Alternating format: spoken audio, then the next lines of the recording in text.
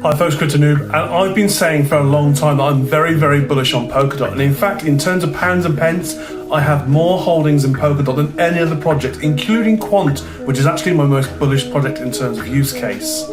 Polkadot for me is the granddaddy of Web3. We've all been saying that Web3 is the next big thing. Polkadot is Web3 and it always has been. So for me, it is the daddy. So what is Polkadot? Why do I think it's so good? Well, let's just start off with its creator. Polkadot was created by Ethereum's co-creator, Gavin Wood, and it launched in May 2020. Non-profit Web3 Foundation is the primary research organization that maintains Polkadot's open source code. So, it's non-profit, open source code. Therefore, there's no ulterior motive that can be given for Polkadot's success or its contributors. In terms of what Polkadot offers, I think the website says it best. It's truly interoperable, economic and transactional scalability. It's incredibly scalable. In fact, the bigger Polkadots get, the faster the transaction speed will be.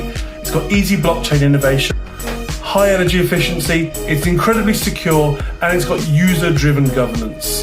The main reason why Polkadot can work like this is because a lot of the validators and the parachains do all the heavy lifting for them. As I mentioned, at the moment the transaction speed is about 1,000 transactions per second, and that's realistic compared to about 7 transactions per second for Bitcoin or 30 for ETH. And as the network grows, more parachains are added, which means that actually the transaction speed should get faster and faster. Now, when we talk about the Polkadot ecosystem, I think this is a great example. I found this on Twitter, but it was created by PolkaProject.com. It gives you an overview of the Polkadot ecosystem. Look how many different wallets and infrastructures there are available.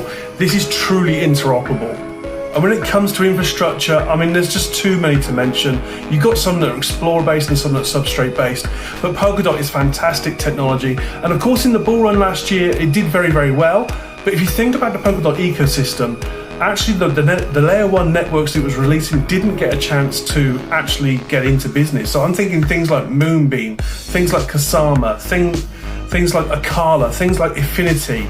These are all great projects. I mean, you've got more Parallel Finance, Interlay, Centrifuge. There's loads of projects that they churned out last year as layer 1s that have yet to do any real turnover.